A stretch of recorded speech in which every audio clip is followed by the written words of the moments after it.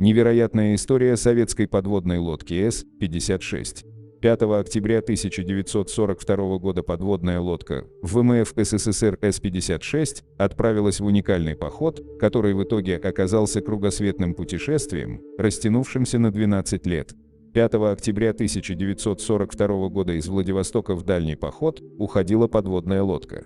Те немногие из остававшихся на берегу, кто знал, куда и зачем она идет, глядя ей вслед, думали, что обратно она уже никогда не вернется.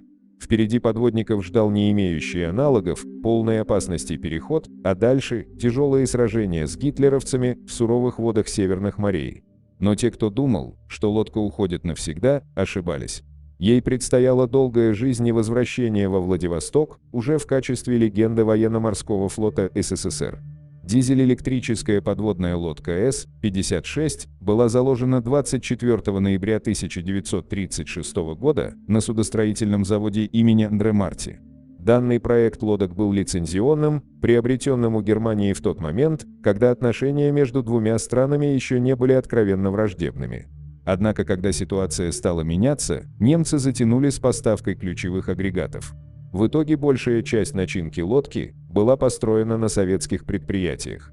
Строилась С-56 для нужд Тихоокеанского флота. Готовые секции лодки по железной дороге доставлялись во Владивосток, где на заводе номер 202 происходила их окончательная сборка. На воду С-56 была спущена в декабре 1939 года, а зачислена в состав Тихоокеанского флота 30 октября 1941 года. К осени 1942 года на Северном флоте сложилась очень тяжелая ситуация. Боевых кораблей для охраны транспортов, поставляющих союзнические грузы по Ленд-Лизу, катастрофически не хватало. Нужно было подкрепление. И в начале сентября 1942 года Государственный комитет обороны принял решение об усилении Северного флота за счет перевода с Тихого океана 6 подводных лодок. В их число вошли 2 «Ленинца» Л-15 и Л-16 и 4 эски 3-го дивизиона 1-й бригады подводных лодок Тихоокеанского флота С-51, С-54, С-55 и С-56.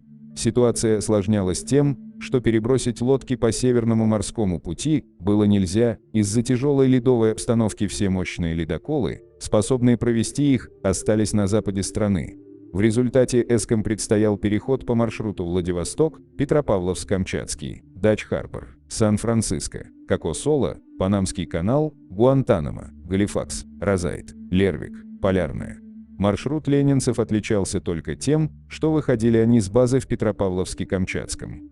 Подобный сверхдальний поход выглядел сущим безумием, но иного выхода у командования не было. Помимо всего прочего, подводникам предстояло выполнять 2 несовместимых условия – сохранять секретность миссии и, чтобы двигаться быстрее, идти в надводном положении. 6 лодок были разделены на пары, С-56 шла в паре с С-51. Командовал С-56 в походе капитан, лейтенант Григорий Щедрин, в будущем адмирал флота СССР. Поход был тяжелым и для техники, и для людей. На подходе к Панамскому каналу жара в отсеках доходила до 60 градусов, экипаж болел конъюнктивитом, почти лишаясь зрения. Лодки в походе трепало штормами, на них вели охоту немецкие ВМС. 11 октября 1942 года была торпедирована подлодка Л-16. Кто именно уничтожил лодку, неизвестно до сих пор. По разным версиям, она могла стать жертвой как японского нападения, так и дружеского огня со стороны американцев. Самой С-56 тоже досталось. Ее несколько раз атаковали подлодки противника. В декабре 1942 года у берегов Канады она пережила страшный шторм, в результате которого была полузатоплена и лишилась хода. Добравшись до Галифакса и пройдя ремонт, лодка продолжила свой путь. Сохранить секретность похода не удалось. Гитлеровская пропаганда неоднократно сообщала об уничтожении советских подлодок, идущих из Владивостока в Мурманск. Однако, несмотря ни на что, в марте 1943 года С-56 дошла до базы в Полярном. За время 153-суточного похода подлодка прошла 16 632 морские мили и по прибытии в Полярное была зачислена в состав 2-го дивизиона бригады подводных лодок Северного флота. Всего же из 6 лодок, вышедших из Тихого океана, осенью 1942 года на Северный флот добрались 5, Л-16 стала единственной жертвой перехода. Об уникальном походе советских подводных лодок 1942-1943 годов, несколько десятилетий после войны, знали лишь единицы, а вот о военных подвигах С-56 на Северном флоте писали много. С-56 оказалась самой результативной советской подводной лодкой ВМФ СССР времен Великой Отечественной войны по количеству достоверно потопленных целей. На ее счету потопление 2 боевых кораблей и 2 транспортов, а также повреждение 1 транспорта. С-56 совершила 8 боевых походов, в которых провела 13 атак с выпуском 30 торпед. За живучей советской подлодкой немцы охотились с особым рвением. На С-56 за время войны сбросили больше 3000 глубинных помп, 19 раз объявляли ее погибшей. «Не дождетесь», — усмехались в ответ члены экипажа С-56. В марте 1944 года лодка была награждена Орденом Красного Знамени, а в феврале 1945 года объявлена гвардейской. Отслужив на севере верой и правдой 9 послевоенных лет, С-56 получила новое задание – совершить переход по Северному морскому пути из Екатерининской гавани в бухту Тарья, Камчатка, а затем во Владивосток. Командовал С-56 в этом походе капитан-лейтенант Виктор Харченко. Преодолев труднейший маршрут в арктических льдах, подлодка вернулась во Владивосток спустя 12 лет. С-56 стала первой подводной лодкой ВМФ СССР, совершившей кругосветное путешествие. Боевой путь С-56 подходил к концу.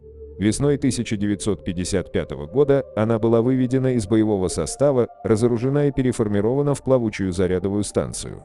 В 1964 году она стала учебно-тренировочной станцией по борьбе за живучесть. Следующей стадией для многих бывших боевых кораблей становится утилизация. Но легенде флота была уготована другая судьба. К 30-летию победы после восстановительного ремонта С-56 была установлена на корабельной набережной Владивостока в качестве корабля-мемориала и филиала Музея Краснознаменного Тихоокеанского флота. Лодка-музей функционирует во Владивостоке и по сей день, являясь одним из самых известных мемориалов в честь Отечественного флота. В дань уважения к героизму и мужеству советских моряков-подводников на С-56 ежедневно проходит церемония подъема и спуска военно-морского флага СССР. Более такой чести сегодня в России не удостоен ни один корабль. Если вам понравилось видео, поставьте лайк и поддержите канал подпиской. Для меня это очень важно. А в дальнейшем вас ждет много интересного.